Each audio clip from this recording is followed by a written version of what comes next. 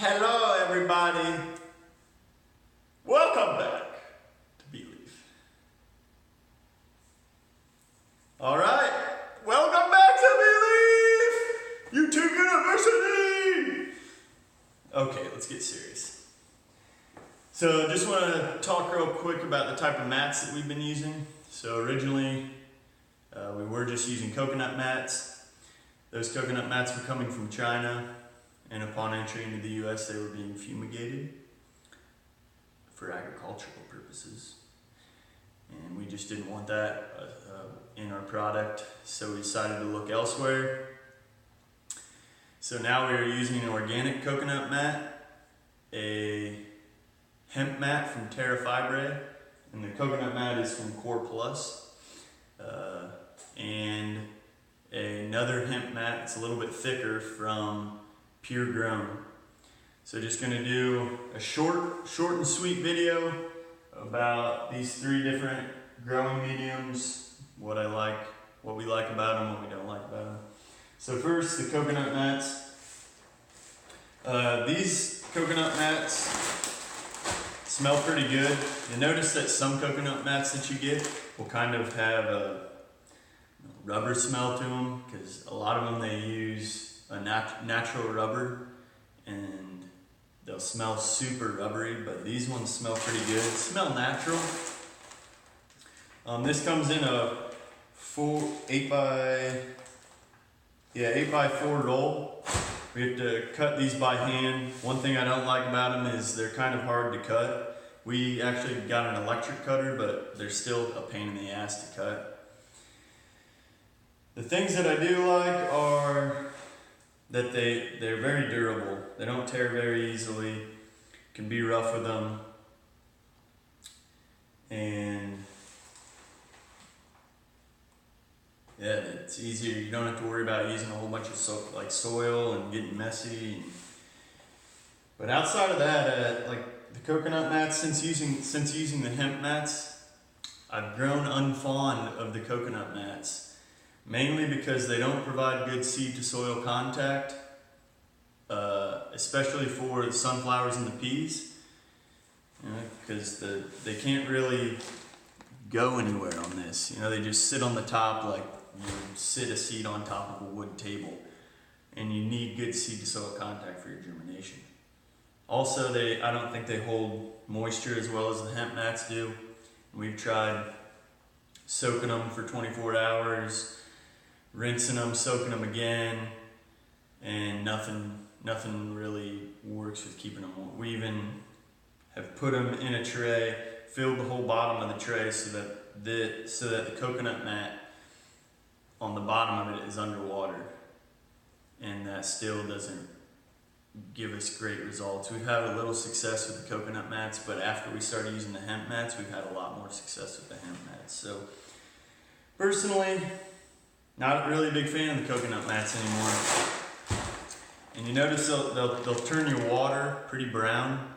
Now the hemp mats will too.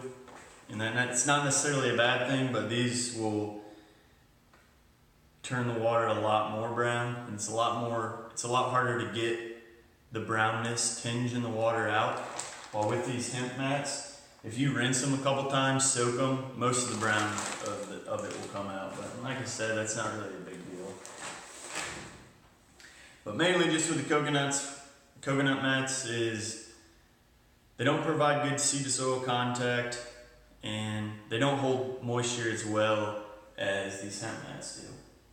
So we're also using a hemp mat from Terrafibre. So the only thing that I don't like about these hemp mats is that they're just flimsy, like little toilet paper butt wipes. I mean, you can just look how easy, I'm just barely pulling and it comes apart. So you can imagine if you get this wet, if you're trying to transfer it to harvest it or plant or anything, it's gonna tear, especially if it's wet.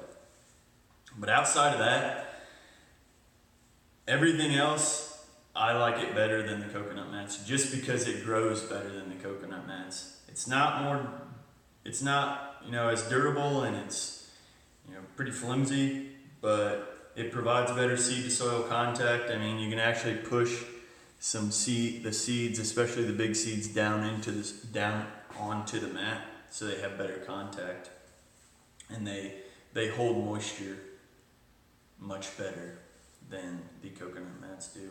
These are from Terrafibre. Yeah.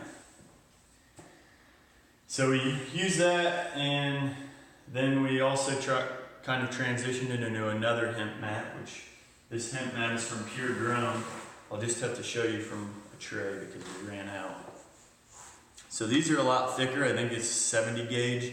That's the terminology you use. You can see it's a lot thicker there. You won't have, like, you know, I'm just pulling this out by the mat and it's not, you know, ripping at all. Which if you do that with the Terrafibre with this other thinner hemp mat, that definitely would have happened.